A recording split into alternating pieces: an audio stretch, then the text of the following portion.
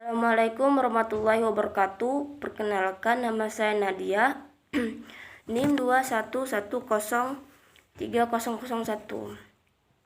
Saya dari Prodi Sosiologi. Di sini saya akan membuat video untuk memenuhi tugas asas manajemen yang telah saya resum, akan mempresentasikan kepada ibu dan teman-teman sekalian. Baiklah, tidak memperbanyak mukadimah, langsung saja saya mempresentasikan makalah yang telah saya resum. A. Pengertian asas manajemen. Asas manajemen, arti manajemen yaitu manage, yang artinya kontrol atau mengendalikan, menangani, dan mengelola. Manajemen dari bahasa Inggris yaitu manus, artinya tangan. Berkaitan dengan manageri, berteman, atau sekumpulan binatang liar yang dikendalikan di dalam pagar. Dan manage dalam bahasa Latin yaitu manationatikum, pengelola rumah besar. Perkembangan generasi manajemen ada 5, yaitu generasi Jungle Management, yang kedua manajemen by direction, yang ketiga manajemen by targeting atau manajemen by objective, yang keempat value creative management, yang kelima knowledge and human management. Fungsi manajemen ada 2, yaitu manajemen organik atau mutlak, dijalankan oleh manajemen bila tidak atau tidak maupun lambat atau cepat organisasi mati. Dan ada juga menurut para ahli, yaitu ada Henry Fayol, Luther M. Galich, John D. Millett, Harold Coons, dan Cyril O'Donnell, George L. Terry, John F. Mee, dan Sondang P. Siagian dan Ijus Allen.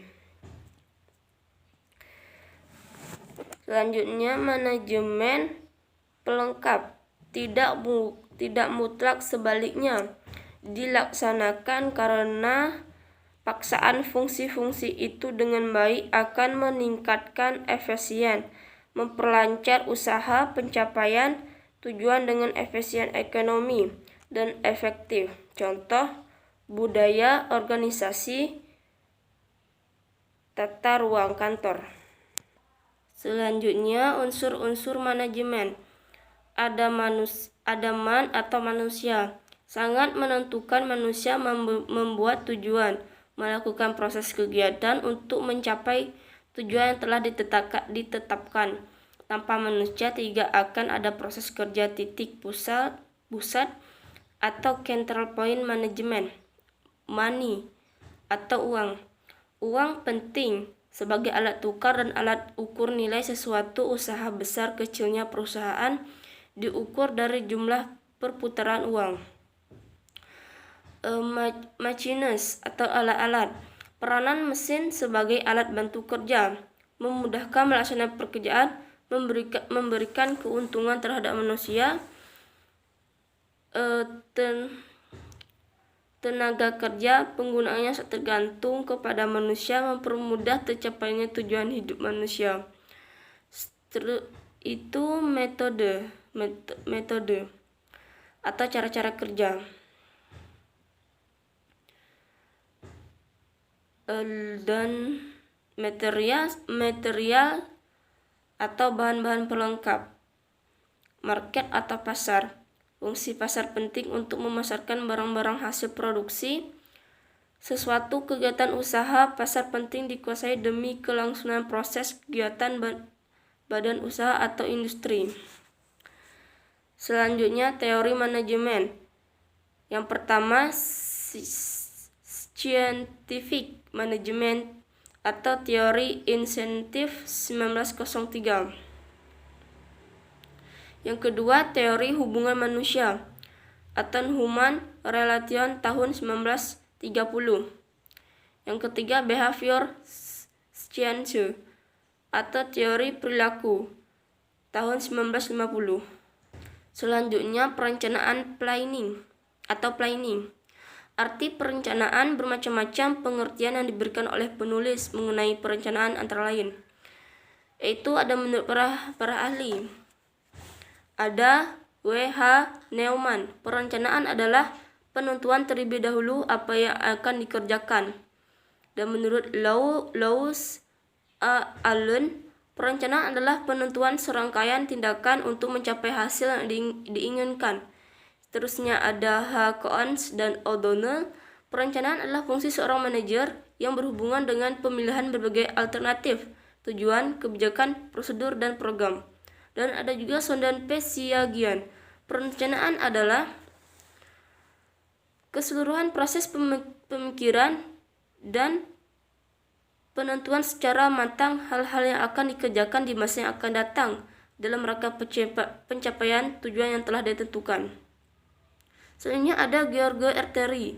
Perencanaan adalah pemilihan fakta-fakta dan usaha menghubung-hubungkan antara fakta yang satu dengan yang lain, kemudian membuat perkiraan dan permainan tentang keadaan dan perumusan tindakan untuk masa yang akan datang yang sekiranya diperlukan untuk mencapai hasil yang dikehendaki. Kesimpulannya, perencanaan adalah pola perbuatan yang menggambarkan di muka hal-hal yang akan dikerjakan kemudian. Selanjutnya ada fungsi perencanaan. Yang pertama, interpretasi. Dapat menjelasan, menguraikan dan menjabarkan kebijakan umum atau bentuk kerjasama manajemen. Dan ada juga forecasting, koordinasi, ekonomis, pedoman, kepastian, dan preventif. Selanjutnya ada penggerakan atau actuating. Menurut para ahli, George R. Terry menempatkan semua anggota kelompok agar bekerja secara sadar untuk mencapai tujuan yang telah ditetapkan sesuai dengan perencanaan dan pola organisasi. Yang kedua, Prof. Dr. Mr. S. Prajudi Atmosudirjo. Pengaktifan orang-orang sesuai dengan rencana dan pola organisasi yang telah ditetapkan. Yang ketiga ada Prof. Dr. Haji Arifin Abdurrahman MPA. Kegiatan manajemen untuk membuat orang-orang lain suka dan dapat bekerja. Istilah penggerakan, terdapat beberapa terminologi penggerakan dalam bahasa antara lain, yaitu ada actuating, yaitu penggerakan lain secara umum dari belakang, dan directing, yaitu penggerakan orang lain dengan memberikan petunjuk-petunjuk dan pengarahan, atau pemimpin terkesan jauh dari pelaksanaan dan berada di samping. Commanding, yaitu menggerakkan orang lain dengan memberikan perintah atau komando, dan kadang-kadang paksaan, atau pemimpin terkesan berada di atas. Motivating, yaitu menggerakkan orang lain dengan memberikan instruksi, alasan bimbingan, nasihat, dan koreksi, atau pemimpin terkesan berada di tengah-tengah. Staffing, yaitu menggerakkan orang lain dengan menempatkannya pada fungsi yang sesuai ataupun dengan memberikan jabatan tertentu. Leading, yaitu menggerakkan orang lain dengan memberikan contoh dan teladan yang baik. Selanjutnya ada teori kebutuhan. Kebutuhan adalah suatu kesenjangan pertentangan yang di dalam antara suatu kenyataan dengan yang ada di dalam diri. Teori tingkat kebutuhan dan teori kebutuhan manusia. Dan ada juga teori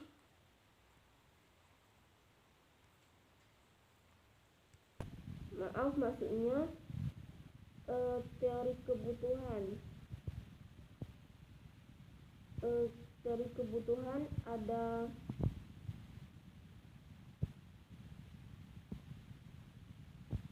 ada 4 teori. Yang pertama, kebutuhan oleh Abraham Maslow. Yang kedua, teori kebutuhan manusia oleh David McClelland.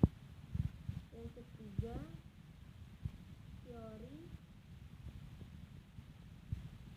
extends relativeness growth oleh Albert Bird. Yang keempat, teori X dan Y oleh Douglas and Gilbert. Yang terakhir ada penguasaan atau controlling. Menurut para ahli, George R. Terry, proses penentuan apa yang dicapai itu standar, apa yang sedang dihasilkan itu pelaksanaan, menilai pelaksanaan, dan bila mana perlu mengambil tindakan korektif sehingga pelaksanaan dapat berjalan menurut rencana yang sesuai dengan standar. Dan ada juga Dr. M.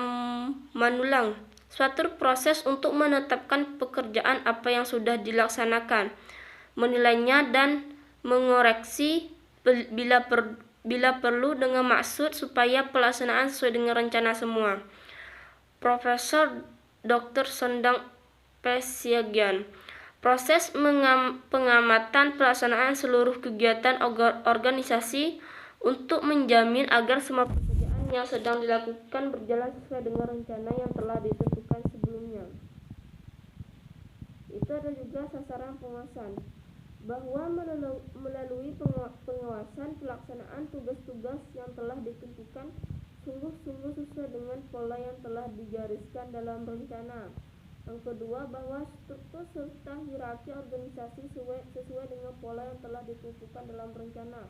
Yang ketiga, bahwa seseorang sungguh-sungguh ditempatkan sesuai dengan bakat, keahlian, dan pendidikan serta pengalamannya, dan bahwa usaha pengembangan keterampilan bahwa dilaksanakan secara berencana, kontinu, dan sistematis. Yang ketiga, bahwa penggunaan alat diusahakan agar sehemat mungkin. Yang kelima, bahwa sistem dan prosedur kerja tidak menyimpang dari garis-garis kebijakan yang telah tercermin dalam rencana. Yang keempat, bahwa pembagian tugas, wewenang, dan tanggung jawab didasarkan pada pertimbangan yang objektif dan rasional dan tidak atas dasar personal likes dan dislikes. Yang terakhir, bahwa tidak terdapat penyimpangan dan atau penyelewengan dalam penggunaan perbuatan kedudukan maupun dan terutama keuangan. Selanjutnya ada teknik pengawasan. Pada prinsipnya terdapat dua macam teknik penguasaan, yaitu penguasaan langsung dan tidak langsung. Penguasaan langsung apabila dipimpin organisasi mengadakan sendiri penguasaan terhadap kegiatan yang sedang dijalankan dapat berbentuk infeksi langsung. Penguasaan tidak langsung, penguasaan dari jarak jauh, dilakukan melalui laporan yang disampaikan oleh bawahan, dapat berbentuk tertulis dan lisan. Metode pengawasan ada 3, yaitu metode observasi langsung, metode pengamatan langsung oleh atasan atau pimpinan terhadap pelaksanaan kerja yang sedang dilakukan oleh pegawai atau petugas. Yang kedua, metode statistik. Pengamatan dilakukan melalui data yang disusun secara statistik dan gratis, atau statistik disusun dari data yang sudah diolah sehingga mudah difaham. Yang ketiga, metode laporan.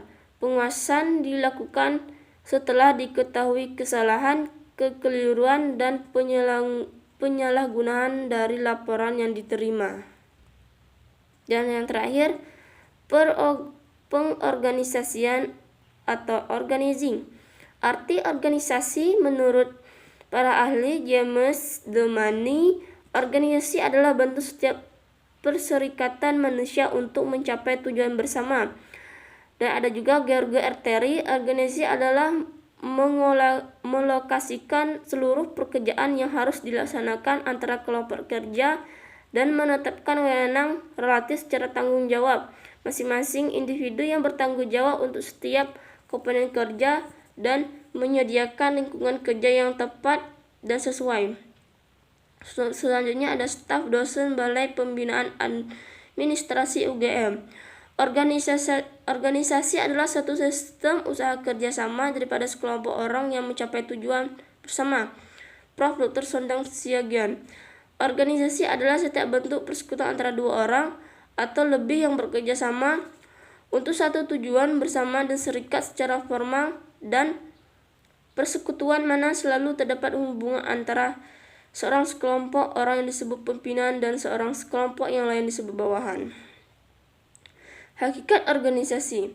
Sebagai alat manajemen, organisasi dapat ditinjau dari dua sudut pandang, itu organisasi sebagai wadah relatif statis, tempat di mana bagian-bagian manajemen dilaksanakan, dan organisasi sebagai proses atau dinamis, interaksi antara orang-orang di dalam organisasi formal dan informal.